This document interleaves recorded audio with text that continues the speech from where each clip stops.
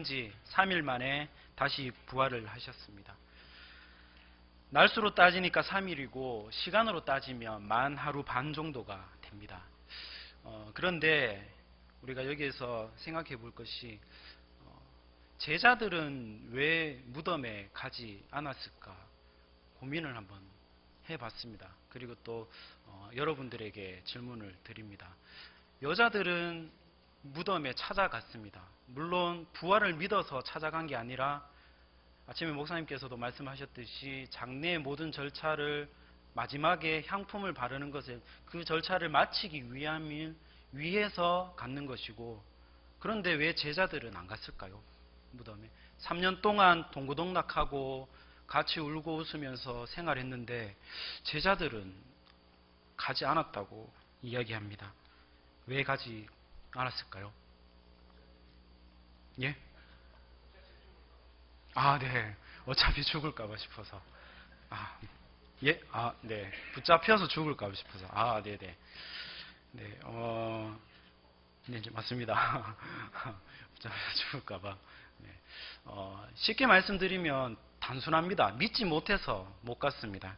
부활에 대해 완전히 무지했기 때문입니다. 제자들은 3년 동안 주님과 동행하면서 많은 것들을 경험했지만은 또 예수님께 내가 인자가 3일 죄인들의 손에 넘겨져서 다시 죽고 난 다음에 다시 부활할 것이다라는 그 얘기까지 들었지만 그것을 믿지 못했기 때문입니다.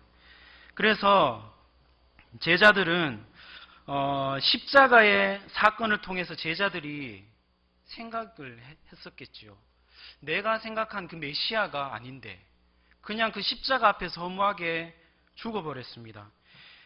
메시아가 한낱 보잘것없는 그 인간한테 이렇게 허무하게 죽다니, 그렇게 생각을 했었겠죠. 그래서 제자들은 소망을 잃어버린 채 자기가 있는 고향으로 모두 다 돌아가 버립니다. 그러나 예수님 다시 부활하셔서 만나 주십니다. 제자들 한 명 한 명 다 찾아가 주셔서 손을 보이면서까지, 그들과 식사하면서까지 만나 주셨습니다. 사도행전 1장에 보면 예수님께서 부활하시고 40일 동안 그들과 함께 다시 지내게 됩니다. 그리고 하나님의 말씀을 증거하고 난 다음에 승천하십니다. 그리고 난 다음에 제자들이 어떻게 됩니까? 승천하고 난 다음에 제자들이 성령 충만함을 받고, 그 중간에 기도하고 이런 것들이 있었겠지만 그 이후의 삶은 완전히 180도로 달라지게 됩니다. 부활을 경험하기 전과 부활을 경험한 후에 제자들의 삶이 완전하게 달라집니다. 예수님께서 이 땅에 오셔서 3가지 일을 하십니다. 큰 틀을 봤었을 때 첫 번째 사역을 하시죠. 가르치시고 고치시고 전파하시고, 그리고 2번째는 십자가의 사건, 그리고 3번째는 부활 사건입니다. 그런데 이 3가지를 모두 경험하고 믿고 난 다음에 제자들이 달라졌습니다. 십자가의 경험을 통해서만 이 제자들은 절망하고 도망가 버렸지요. 그런데 부활하신 그 주님을 만나고 난 이후부터는 어떻게 됩니까? 완전 새로운 삶을 살게 됩니다.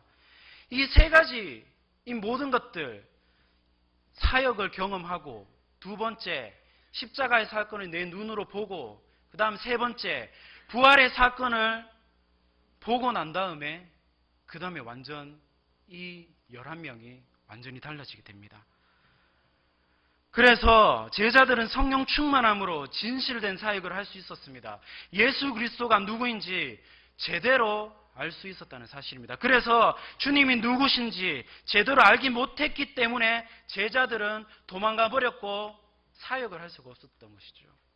십자가의 사건, 그리고 부활의 그 사건을 경험하고 난 다음에, 그 사건을 모두 다 거치고 난 다음에야 예수 그리스도가 누구인지 알 수 있었고, 예수님이 누구신지 알아야만 그분의 사역을 제대로 행할 수 있었다는 것이 오늘 본문을 통해서, 그리고 오늘 본문 말씀과 사도행전까지 쭉 우리가 알 수 있습니다.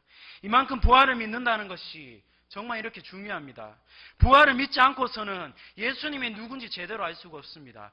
부활을 믿지 않고서는 예수님이 하신 일이 어떤 의미로 예수님께서 하신 것인지 제대로 알 수 없습니다. 그리고 예수를 믿는다는 것이 무엇인지 제대로 알 수가 없지요. 그것이 바로 제자들이 실패한 이유입니다. 십자가만 봤기 때문에. 십자가 사건만 딱 보고 이게 아니구나. 메시아인 줄 알았는데 아니구나라고 돌아가 버렸죠. 예수님과 함께 공생애 동안 3년 동안 예수님이 이야기한 그것을 제자들은 그냥 한쪽 귀로 듣고 한쪽 귀로 흘렸다는 사실이죠. 특히 베드로는 이를 악물고 강해지려고 했습니다. 주님 무슨 말씀입니까? 주님 안 붙잡혀 갈 수 있도록 내가 단도리 하겠습니다. 제가 옳게 하겠습니다. 제가 주님 붙잡혀 가도 저는 주님 그 십자가의 길을 따라가겠습니다. 그렇게 얘기했습니다. 그런데 어떻게 됩니까? 고백은 했지만 결국 부활에 대한 그 신앙과 믿음이 없었기 때문에 닭이 3번 울기 전에 예수님을 부인하지 않습니까?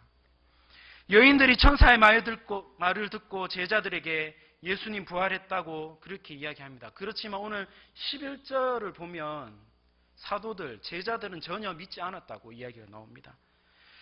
후에 그들은 부활하신 주님을 만나고 성령 충만함을 받아서 새로운 삶이 다시 시작하게 됩니다.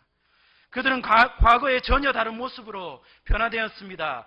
부활에 대한 믿음이, 부활에 대한 그 경험이 그들의 마음과 생각과 그 모든 것들을 바꿔놓았습니다. 궁극적으로는 성령 충만함으로 살아가게 됩니다. 제자들은 십자가의 사건, 부활의 사건을 모두 겪은 후에 예수님이 진짜 누군지 알게 되었습니다. 정말 그분이 진정한 메시아구나. 정말 그분이 우리 스승님이 진짜구나. 이렇듯 부활은 기독교 신앙의 핵심입니다. 부활이 없다면 우리의 신앙의 근거는 모두가 무너지게 됩니다. 그래서 고린도전서 15장 17절의 말씀에 그리스도께서 다시 살아나신 일이 없으면 너희의 믿음도 헛되고 너희가 여전히 죄 가운데 있을 것이오라고 얘기합니다. 그래서 부활은 바로 기독교의 생명입니다. 우리는 부활에 대해서 어떻게 생각을 하고 있습니까? 부활을 진실로 믿고 있습니까? 그렇다면 부활을 믿음으로 인하여서 내 안에 일어나야 될, 내 삶에 일어나야 될 나의 가치관과 나의 인생관 어떻게 변화되었습니까? 변화되지 않았다면 다시 생각해 봐야 됩니다. 다시 점검해 봐야 됩니다. 부활은 단순한 교리가 아닙니다. 신천지에서 교리 비교하라고 계속 이야기하지만 부활은 그런 교리로 가지고 이야기할 수 있는 그런 단순한 얘기가 아닙니다. 부활은 내 삶의 능력입니다. 부활은 내 인생의 생명입니다. 부활은 내 삶을 변화시키는 원동력이고 내 삶의 전부이지요. 부활을 내 삶 가운데에 가져오는 사람은 생명을 가져오는 거나 마찬가지입니다. 부활을 내 인생에 가져오는 사람은 평안과 영생을 얻는 사람입니다. 소망을 품고 살아가는 사람이지요. 그래서 오늘 이 자리에 앉아 계신 우리 성도님도 한 분 한 분이 이 부활의 기쁨을 함께 했으면 좋겠습니다. 시온 찬양대회 함께 후에 찬양을 들으면서 하나님께 또 찬양을 드릴 텐데 이 시간을 통하여서 그 부활의 기쁨을 찬양을 통해서도 만끽하시고 또한 말씀을 통해서도 만끽하시고 또한 우리가 살아가면서 매일매일의 그 삶이 부활의 신앙을 가지고 부활의 생명의 신앙을 가지고 살아가는 우리 모든 성도님 되시기를 바랍니다. 기도하겠습니다. 하나님 아버지 감사합니다. 성령 하나님, 우리가 늘 부활의 신앙을 가지고 살아가기를 원합니다. 그 부활의 신앙이 생명에 있음을 우리가 믿음으로 알게 하시고 그 믿음 가운데에 더욱더 우리가 평안함으로 기쁨으로 살아가는 귀한 삶 되게 도와주시옵소서. 감사하고 예수님 이름으로 기도드립니다. 아멘. 우리